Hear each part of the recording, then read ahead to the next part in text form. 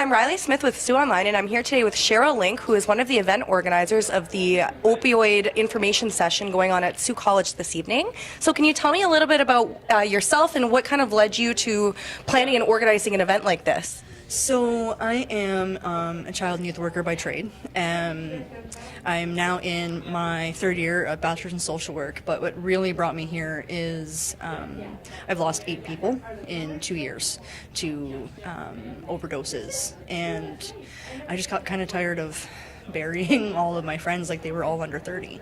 I was reached out to by organizers of the event to speak on behalf of people with lived experience. So I actually had an addiction to crack cocaine. I went into treatment for it at the Donwood Clinic in Toronto, Ontario, and I relapsed here in Sault Ste. Marie after I came home a couple of years later. And I went back into treatment right here locally at the East Street Clinic. So I'm 13 years clean now. Congratulations on that. Thank you very much. And so basically what they wanted me to talk about was how addiction doesn't really discriminate.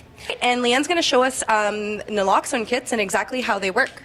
Okay, I'm not sure if everyone knows what a naloxone kit's used for, but it does help with opioid overdose.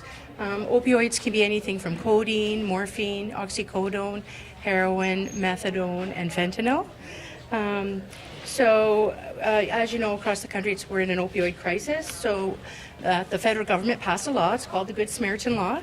We want to encourage as many people to have kits in the community and to call emergency services. So they passed this law so that if you do call emergency services, if there's any contraband or around you, nobody's going to be charged with a crime. The fact that we don't have the facilities in this city.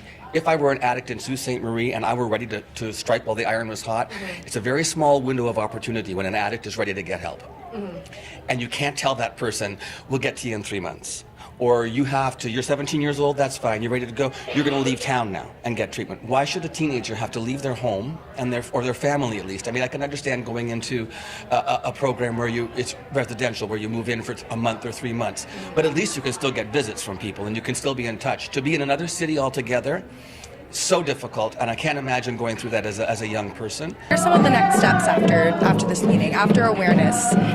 Does it kind of depend on what happens tonight, or do you have big plans in motion with the partners that you've developed through this event? We have some ideas for something coming up in the summer. I really can't speak to it because we're still focusing on this one. Absolutely. There is more coming. We're just not sure what.